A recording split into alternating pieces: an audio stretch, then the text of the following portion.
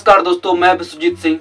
दोस्तों, आज आपके लिए एक नई कहानी लेकर आए हैं। दोस्तों, महाभारत में द्रौपदी के चीरहरण की कहानी। दोस्तों, बात करते हैं। महाभारत ऐसा महाकाव्य है जिसमें कई छोटी बड़ी शिक्षाप्रद घटनाओं का जिक्र है। द्रौपदी चीरहरण भी महाभारत की ऐसी ही घटना है। द्रौपदी पांचाल देश की राजकुमारी थी और उनका विवाह अर्जुन से हुआ था। अर्जुन ने द्रौपदी के स्वयंवर में मछली की आंख में निशाना साधकर उनसे विवाह किया था, लेकिन माता कुंती के अनजाने में दिए एक आदेश से द्रौपदी पांडव यानी पांचों भाइयों की पत्नी बन गई। एक बार की बात है जब पांचों भाइयों में सबसे बड़े युधिष्ठिर इंद्रप्रस्थ नगर पर राज कर रहे थे। उस समय हस्तिनापुर का राजकुमार दुर्योधन था और पांचों पांडव उनके चचेरे भाई थे। दुर्योधन कौरवों में सबसे बड़ा था और अपने चचेरे भाइयों यानी पांडवों से जलता था। दुर्योधन सबसे ज्यादा अपने चालक मामा शकुनी को मानता था। शकुनी ने दुर्योधन को सलाह दी कि वो पांचों को जुआ खेलने के लिए आमंत्रित करे। पांडवों ने अपने भाई दुर्योधन का निमंत्रण स्वीकार कर लिया। उस सभा में भारत वंश के शासक धृतराज, भीष्म पितामह, द्रोणाचार्य और महात्मा विदुर जैसे महान लोग भी उपस्थित थे। शकुनी मामा ने छल कपट से पांडवों को हराना शुरू किया। इस खेल में पांडव अपना राज्य हार गए। धर्मराज युधिष्ठिर अपने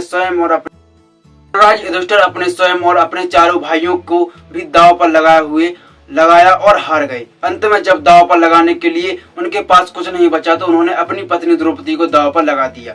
दुर्योधन तो जैसे ही उसी पल का इंतजार कर रहा था। शकुनी मामा की मदद से उसने जुए में द्रौपदी को भी जीत लिया। द्रौपदी को जीतने के बाद दुर्योधन ने अपने भाई दुशासन को आदेश दिया कि वो भरी सभा में बाल पकड़कर और घसीटते हुए लेकर आए। भाई से आज्ञा मिलते ही दुशासन द्रौपदी के कक्ष में गया और उससे सभा में चलने को कहा। रानी द्रौपदी बहुत ही स्वाभिमानी और पवित्रता स्त्री थी, इसलिए उन्होंने दुशासन के साथ चलने से मना कर दिया।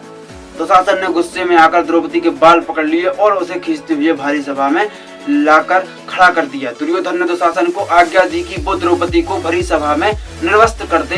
दुर्योधन ने जैसे ही द्रौपदी के वस्त्र को हाथ लगाया, द्रौपदी ने श्री कृष्ण को मदद के लिए पुकारा। श्री कृष्ण अपने भक्तों को कभी नाराज नहीं करते।